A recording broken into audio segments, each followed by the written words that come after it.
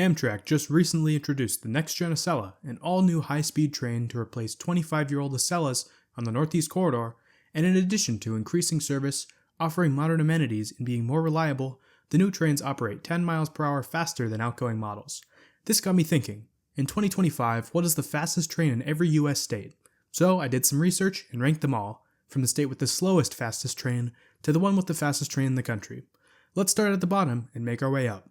Before we begin though, have you heard about my channel membership program? For just $1 a month, you could have gotten early access to this video and all upcoming videos, as well as access to 2 hour-long fully narrated railfanning videos. If any of that sounds appealing to you, definitely check it out. So, let's start with the state with the slowest fastest train and make our way up to the state with the fastest. That sentence makes no sense, but you'll get it. Coming in last, with a top speed of a whopping 55 miles per hour, Hawaii's Honolulu Skyline Metro is the fastest in the state, which is a massive upgrade from just a few years ago. Obviously, there aren't really any trains on the Hawaiian Islands, and before its opening in 2023, the only other trains were a handful of narrow-gauge tourist lines, the fastest being the Hawaiian Railway Society with a top speed of somewhere around 10 to 15 miles per hour. Next up, as you'd probably expect, is the other state isolated from the continuous United States, that being Alaska. Alaska, unlike Hawaii, actually has a pretty respectable amount of rail, with around 500 miles of freight mainline that also sees some passenger operations. Alaska Railroad trains, such as the Denali Star, hit speeds as high as 60 miles per hour at a few points along their journey, which, although not very impressive, is better than I'd expect for Alaska, especially when considering all Alaska Railroad passenger trains are primarily for tourists and not really used as an actual mode of transportation. Moving on, we find ourselves in South Dakota, which doesn't have any passenger rail. I had to go deep for this one, but it turns out the fastest trains in the state are BNSF freight trains operating on the Black Hills subdivision, which has a maximum allowable speed of 60 miles per hour, tying it with Alaska. Next up is Idaho, which, like South Dakota, has very few passenger trains. Taking the cake for the fastest in the state is the Amtrak Empire Builder, which tops out at 70 miles per hour when running through the Idaho Panhandle. Let's knock out a few other states along the Empire Builder's route, shall we? Heading east through Montana and North Dakota, the Empire Builder remains the fastest train in these states at 70 miles per hour. Unfortunately, much of the Mountain Time Zone just doesn't have fast trains, as next up on our list is Wyoming. Like South Dakota, Amtrak doesn't run in Wyoming, meaning that I had to break out the track charts and search for the fastest freight train in the state. With a top speed of 70 miles per hour, the fastest trains in the state are run by Union Pacific on the Laramie subdivision. It says here that passenger trains can do 79 miles per hour on this line, but no regularly scheduled passenger service exists in the state, so I'm going to stick to 70. Moving up in the world is Arkansas, where the fastest train doesn't go 70 miles per hour, it does a blistering 75. While traveling straight through the great state of Arkansas, Amtrak's Texas Eagle hits breakneck speeds of 75 miles per hour. And now for the longest part of the list, the 79 mile per hour states. But first, an explanation. The Federal Railroad Administration requires trains traveling 80 miles per hour or more to have certain safety systems like automatic cab signals.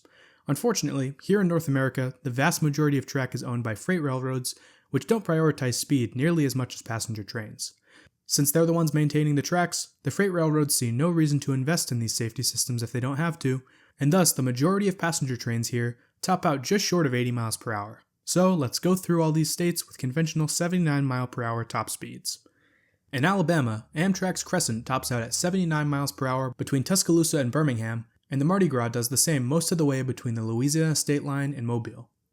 In Georgia, Amtrak's Floridian, Silver Meteor, Palmetto, and the Crescent reach 79 miles per hour at a handful of spots.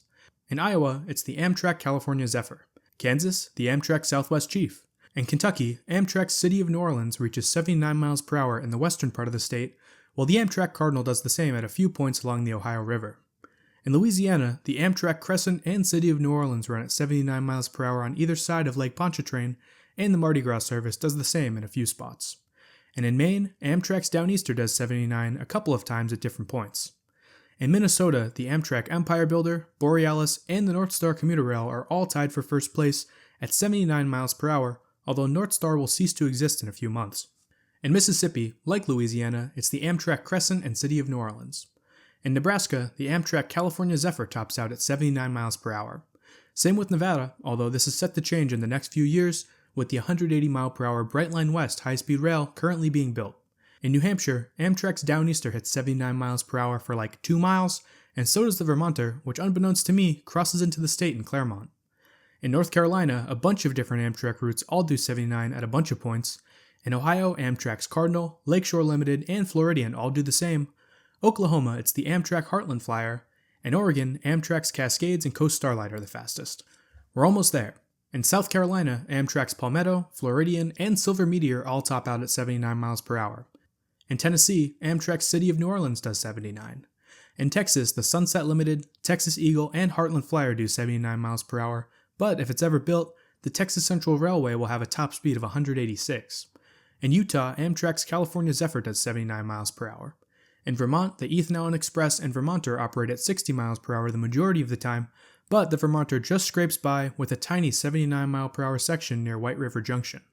In Virginia, a bunch of Amtrak routes, as well as the Virginia Railway Express, hit 79 miles per hour a few times. In Washington State, the Amtrak Cascades, Empire Builder, and Coast Starlight all hit 79 miles per hour a few times. In West Virginia, Amtrak's Cardinal does for a few very short stretches. And finally, in Wisconsin, Amtrak's Borealis, Hiawatha, and Empire Builder also do 79 miles per hour. It almost seems like maybe we need faster trains in the US. Well, finally, we can move on to states where trains go a little faster, and next up is Arizona, where the Southwest Chief, thanks to an ancient Santa Fe automatic train stop system, can do 90 miles per hour near Winslow. Next up, somehow across the entire state of California, the fastest trains are Amtrak's Pacific Surfliner and the Coaster Commuter Rail, which can do 90 miles per hour between Oceanside and Solana Beach. Surprisingly, until the 180 mile per hour Brightline West or the 220 mile per hour California high-speed rail are built, this is probably the best the Golden State will have. Next up, in Indiana, trains on the Amtrak Michigan line can do 90 miles per hour, and in Missouri, the Southwest Chief once again does 90. Finally, New Mexico, thanks again to the Santa Fe automatic train stop system, has 90 mile per hour Southwest Chief operations. Next up are the states that break 100 miles per hour, the first of which is Illinois. Most of the way between Chicago and St. Louis, Amtrak's Lincoln service does 110 miles per hour, and similarly in Michigan, Amtrak's Blue Water and Wolverine do the same. Next up is New York, which despite being part of the Northeast Corridor, has Amtrak's Hudson Line to thank for reaching a top speed of 110 miles per hour in the Albany area. Speaking of the Northeast Corridor, the fastest trains in Connecticut are Amtrak's Northeast Regional and Acela, which hit 125 miles per hour near Madison. Next up is Florida, which just recently moved up to this spot on the list, thanks to the new Brightline Orlando line, which allows trains to hit 125 miles per hour between Cocoa and Orlando International Airport, uniquely on a single-track line. In Pennsylvania, the Northeast Corridor is once again home to the fastest trains in the state, with trains between Philadelphia and Trenton, New Jersey doing 125 miles per hour, and similarly in Washington, D.C., which yes I know isn't a state, Northeast Corridor trains, though they're still accelerating, can get up to 125 near the Maryland state line. Now we're getting down to the fastest trains in the country, and tied for third place is Delaware, where Amtrak's Acela hits 135 miles per hour near Newark. Similarly, when the Acela crosses from Delaware into Maryland, it becomes the fastest in the state at 135 miles per hour, although I do think Mark's Penn Line deserves a shout out for being the fastest commuter rail in the country, with electric locomotive-hauled express trains doing 125. All tied for second place is my home state of Massachusetts, and then New Jersey and Rhode Island, where Amtrak's Acela hits its top speed of 160 miles per hour. This was just recently increased from 150 when the next-gen Acela train sets entered service, and a large part of why I felt like making this video. And now, for first place. This one surprised me. It's Colorado. So, this one comes with a bit of a disclaimer.